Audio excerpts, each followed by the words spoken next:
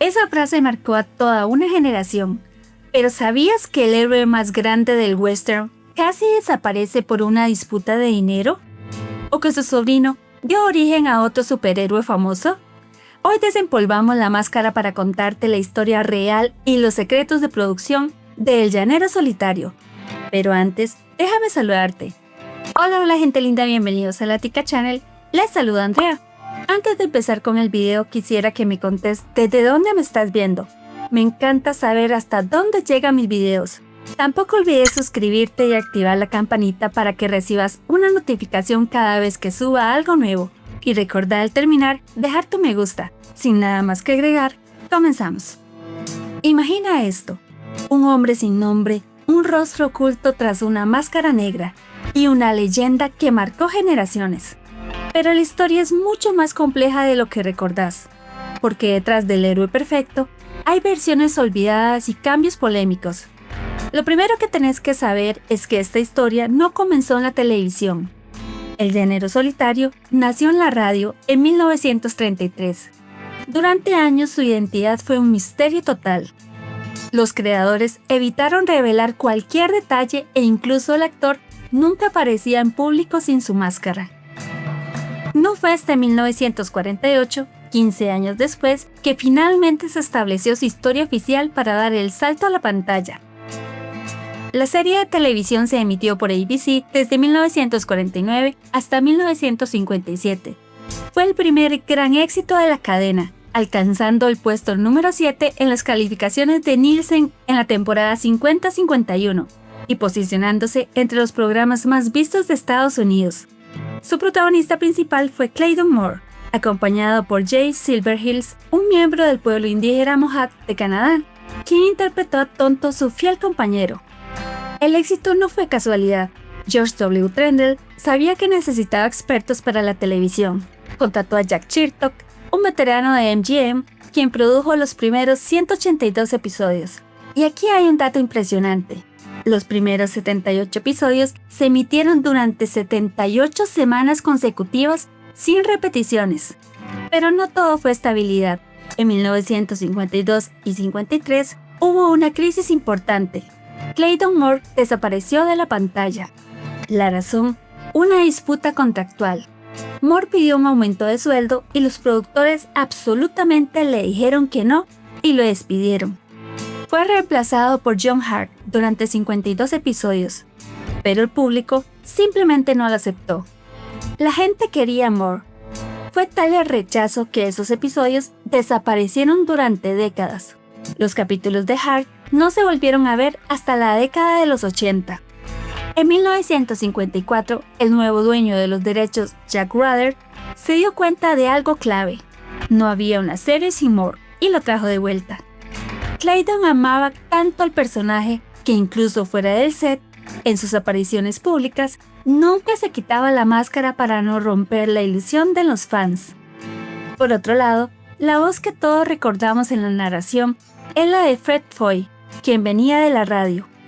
Originalmente se contrató a Gerald Moore, pero su voz fue eliminada después de solo 16 episodios. Jack Ruther tomó la arriesgada decisión de filmar la última temporada en color, invirtiendo dinero de su propio bolsillo a pesar de que la cadena aún emitía en blanco y negro. La serie terminó en septiembre de 1953, no por falta de éxito, sino porque Ruther decidió llevar la propiedad al cine con largometrajes como El Llanero Solitario y La Ciudad Perdida de Oro. Antes de seguir, una pausa rápida. Si te está pareciendo interesante el video, suscríbete y deja tu me gusta. De verdad me ayudas un montón a seguir trayendo más historias como esta. Muchas gracias. Y ahora sí seguimos. La historia que todos conocemos se transformó oficialmente en el programa de radio el 30 de junio de 1948.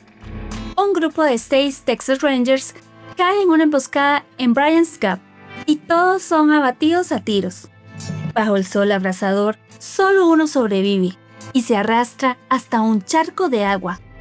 Ahí lo encuentra Tonto, quien entierra a los otros 5 Rangers, incluyendo al hermano del sobreviviente. Tonto cuida de su salud y para que los forajidos crean que todos murieron, cava una sexta tumba vacía. El Ranger sobreviviente decidió ocultar su rostro y Tonto le fabrica una máscara negra usando la tela del chaleco de su hermano muerto. A partir de ahí, viajan por Texas ayudando a los amenazados. En el segundo episodio, encuentran una mina de plata que les proporciona los fondos para su estilo de vida y la materia prima para sus famosas balas de plata, fabricadas por el viejo Jim Blaine. También descubrimos cómo conoció a su caballo, Silver, al salvarlo de un ataque de bisonte. Tonto dijo que su pelaje era blanco plateado como una montaña nevada, y así nació su nombre. Un detalle que muchos olvidan es que el llanero no estaba solo. En 1942 se introdujo a su sobrino Dan Reed. El llanero lo encontró con la abuela Frisbee cerca de la frontera canadiense, después de que la madre de Dan muriera en un ataque indígena contra una caravana hacia Fort Laramie. Dan cabalgaba un magnífico caballo blanco llamado Victor, que era hijo de Silver. Pero aquí viene el dato que vuela la cabeza de los fans. Dan Reed eventualmente se convierte en el padre de Britt Reed, quien es nada más y nada menos que el avispón verde. Dos leyendas unidas por la misma sangre. Además, debemos recordar que el llanero solitario no era un vaquero típico. Tenía un código de honor estricto. No bebía, no fumaba y no decía malas palabras. No buscaba reconocimiento, ni siquiera se quedaba para recibir agradecimientos. Era un símbolo puro de justicia, honor y disciplina. Ahora entramos en los datos más curiosos, y aquí es donde muchos se sorprenden. Una de las más icónicas fue el rancho Iverson en California. Ahí se grabó la famosa escena inicial donde Silver se levanta sobre sus patas traseras junto a una roca distintiva. Esa roca hoy se conoce como la Roca del Llanero Solitario y todavía puedes visitarla. Antes de Silver, el llanero tuvo otros caballos. En la radio se mencionan nombres como la yegua Dusty, que murió en una persecución, o Nelly en otras versiones. Originalmente Tonto montaba un caballo blanco llamado White Feather. En 1938, para la serie, decidieron darle un caballo pinto llamado Scout, para que los espectadores no lo confundieran con Silver en la pantalla. En las introducciones de radio se afirmaba que impartían justicia en 7 estados del oeste. Según el manual de 1939, estos incluían Texas y otros territorios que aún no eran estados formales. Kiemu sabe, aunque se traduce como amigo fiel, en el contexto de la serie significa explorador de confianza. Los creadores protegieron tanto el misterio del llanero que nunca revela su nombre de pila, ni el de su hermano en las versiones originales. El nombre Dan para el hermano fue una edición posterior.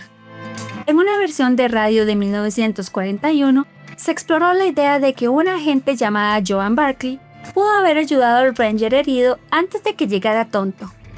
El llanero solitario fue más que un personaje, fue un estándar ético, un símbolo de justicia que no necesitaba reconocimiento. ¿Conocías la historia de la yegua Dusty o el parentesco con el avispón verde? Contame en los comentarios qué dato te sorprendió más. Si te gustó, no olvides darle me gusta y suscribirte al canal activando la campanita para estar al tanto de más videos como este. Me ayudaría mucho a seguir creando más contenido. Nos vemos en un próximo video. Hasta la próxima.